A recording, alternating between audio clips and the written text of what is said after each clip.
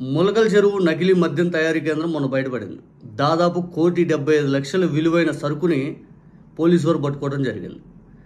దీనిపైన రాష్ట్ర వ్యాప్తంగా సంచలనం సృష్టిస్తూ పూర్తి స్థాయిలో ప్రభుత్వం కూడా ఇంతవరకు బెల్ట్ షాపులు మేము రద్దు చేస్తామని చెప్పకుండా ఏదో తూతూ మంత్రంగా విచారణ చేసి వదిలేసే ప్రయత్నం చేస్తూ ఉందని మనకు అర్థమవుతా ఉంది. ఇది ఇట్లా జరుగుతుండగా ఒక్కసారికి ఇబ్రహీంపట్నంలో ఈరోజు ఇంకోటి బయటపడింది. ఇదేంటి బాబు, వీళ్ళ నెట్వర్క్ ఏంది? ఎక్కడ చిత్తూరు జిల్లా, ఎక్కడ విజయవాడ, ఎక్కడ అనంతపురం? వాళ్ళ నెట్వర్క్ ఈనాడు పేపర్ రాసిన దాని ప్రకారం అయితే చిత్తూరు జిల్లాలో, అనంతపురం జిల్లాలో వీళ్ళు నెట్వర్క్ అనేది ఏర్పరచుకున్నారు. ఒక డైరీ దొరికింది. ఆ డైరీలో 78 చోట్ల 78 పేర్లు ఉన్నాయి. 5 అంటే ఇది పూర్తి స్థాయిలో ఆ 2 జిల్లాలకు సంబంధించిందేమో అనుకుంటే ఇక్కడ తీసుకొచ్చి మళ్ళీ విజయవాడలో దొరికింది. అంటే వీళ్ళ నెట్వర్క్ గ్రామ స్థాయిలో వీళ్ళు ఎంత బలంగా ఏర్పరచుకున్నారంటే ఈరోజు ఆంధ్రప్రదేశ్లో మద్యం ఏ దాగాలన్నా కూడా ఇది నకిలీదా ఒరిజినల్దా అని తెలుసుకోలేనంత ప్రజల ఆరోగ్యానికి సంబంధించిన ఇష్యూ. దీనిపైన ప్రభుత్వం ఎంత సీరియస్గా వెళ్ళాలి తెలుసా? ప్రజల ఆరోగ్యానికి సంబంధించిన ఇష్యూ కాబట్టి ఖచ్చితంగా బెల్ట్ షాపులోనే మేము రద్దు చేస్తాము అని చెప్పి ఒక స్టేట్మెంట్ ఇవ్వాలి.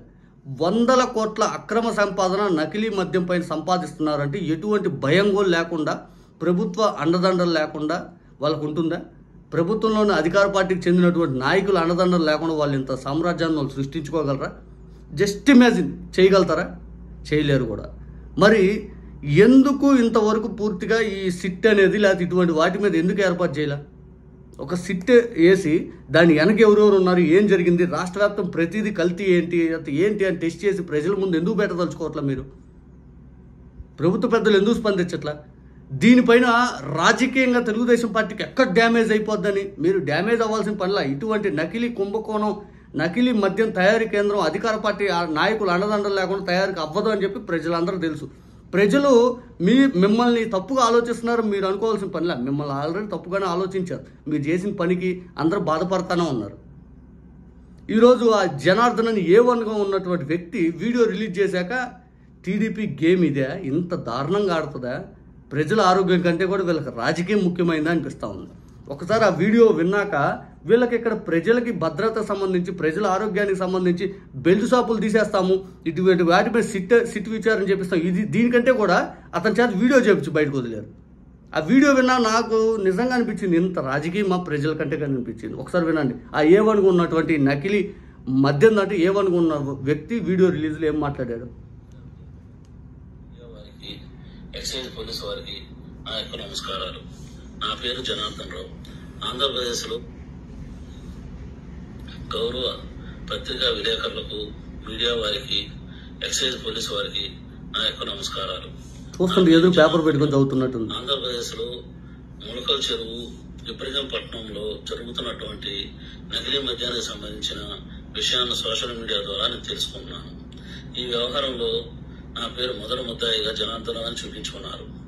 ములకల చెరువు కేసులో వాస్తవం ఈ కల్తీ మద్యం గురించి తమ్మళ్లపల్లిలో ఉన్నటువంటి తెలుగుదేశం నాయకులకు కానీ ఏ ఇతరులకు కానీ సంబంధం లేదు.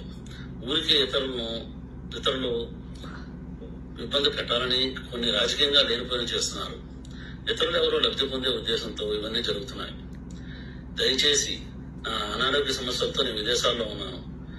ఆరోగ్య సమస్యలను చూపించుకొని ఇండియాకు వస్తూనే ఇందులో జరుగుతున్నటువంటి కుట్రలన్నింటినీ నేను పోలీసు వారికి సహకరిస్తూ, ఎక్సైజ్ వారికి సహకరిస్తూ, ప్రభుత్వ వారికి సహకరించి జరుగుతున్నటువంటి పరిణామాల విషయాలన్నీ మీరు తెలపగానే ప్రతి ఒక్కరికి పత్రికాముఖంగా నమస్కరిస్తూ వినియోగించుకుంటున్నాను. చేసిందే నకిలీ మద్యం, దానిపైన కుట్ర అంట. ఎవరు కుట్ర పడతారు? ప్రజల ఆరోగ్యానికి సంబంధించి కంటే కూడా ఇంకేదైనా కుట్ర ఉంటుందా? ఏం టీడీపీ నాయకులు సంబంధం లేదంట. నాయకులు అండదండలు లేకుండా నువ్వు ఎలా చేసావు బయట చెప్తావు? మరి దాని మీద కుట్ర ఏంటి? అసలు చేసిందే తప్పుగా దాని మీద కుట్ర ఏంటి? ఇంకా అంటే తప్పు చేసి నకిలీ మద్యం తాగిచ్చి జనాల ఆరోగ్యం పాడైపోయి చచ్చిపోయినా బాధలేదు నీకు. అంటే కుట్ర అంట. అంటే తెలుగుదేశం పార్టీ ఆడే గేమ్ ఎలా ఉందో మీరు చూడండి. ఎంత దారుణమైన గేమ్ ఆడుతుంది. ప్రజల ఆరోగ్యం కంటే కూడా మీకు రాజకీయం ముఖ్యమైపోయిందా? దీని వెనకాల ఎవరెవరు ఉన్నారో, అసలు ప్రభుత్వ అధికారులు ఎవరైతే ఉన్నారో, లేకపోతే వీళ్ళు ఖచ్చితంగా వాళ్ళు హ్యాట్స్ ఆఫ్ చెప్పాలి. ఆ పోలీసు వాళ్ళకి బయట పెట్టిన ప్రభుత్వంలో ఉండి కూడా కొంతమంది బయట పెట్టారు. అది అసలు నాయకులు అండదండలు లేకుండా ఇవన్నీ బయటకు వస్తాయా? అసలు మద్యం అనేది తయారు చేసే ఆలోచన వస్తా? ఎందుకు? ఎవరిని మోసం చేయడం కోసం? ఎవరిని బ్లేమ్ చేయడం కోసం? నిజంగా అసలు ఎక్కడ చిత్తూరు జిల్లా, ఎక్కడ విజయవాడ, ఎక్కడ అక్కడ ఇక్కడ అసలు ఇంత అక్రమంగా 100 కోట్ల రూపాయలు సంపాదించే ఆలోచన చేస్తున్నారు. 3 షిఫ్ట్లో 50 మంది పని వాళ్ళని పెట్టుకున్నారు. అది మన రాష్ట్రం వాళ్ళే తెలిసిద్దని చెప్పి పక్క రాష్ట్రం వాళ్ళని తీసుకొచ్చి అక్కడ పని చేపిస్తున్నారు.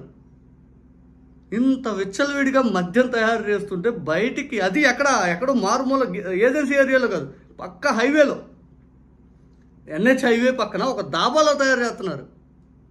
ఎవరు అన్నదండలు లేకుండా ఇట్లా జరిగితే ఎవరు మోసం చేస్తున్నారు? దీంట్లో కుట్ర అంట. మళ్ళీ ఇది చేసిందే తప్పు అయితే మళ్ళీ కుట్ర అంట. టీడీపీ నాయకులు లేరని ఎంత సింపుల్గా చెబుతున్నారు. నాయకులు లేకుండా మీరు ఎట్లా, ఏ ధైర్యం తమ్మారు? జనాల్ని ఎర్రోలు చేయొద్దండి. జనాలకి అన్నీ తెలుసు, ఏం జరుగుద్ది ఏంటి అయిదని. జనాలకి అంత తెలుసుకునే పిచ్చోళ్ళు అయితే కాదు. ఏదో రాజకీయంగా మాకు డ్యామేజ్ ఏంది, చేసిందే తప్పు అయితే ఇది ఖచ్చితంగా ఒప్పుకొని తీరండి. తప్పు జరిగాక దీన్ని సరిదిద్దే ఆలోచన కంటే ఒక రాజకీయం ఎందుకు ఉపయోగం ఏముంది? బెల్ట్ షాపులు తీసేస్తామని ఒక స్టేట్మెంట్ రాలి ఇప్పుడు ప్రభుత్వం తరపు నుంచి. ఇంకెందుకు ఇంకా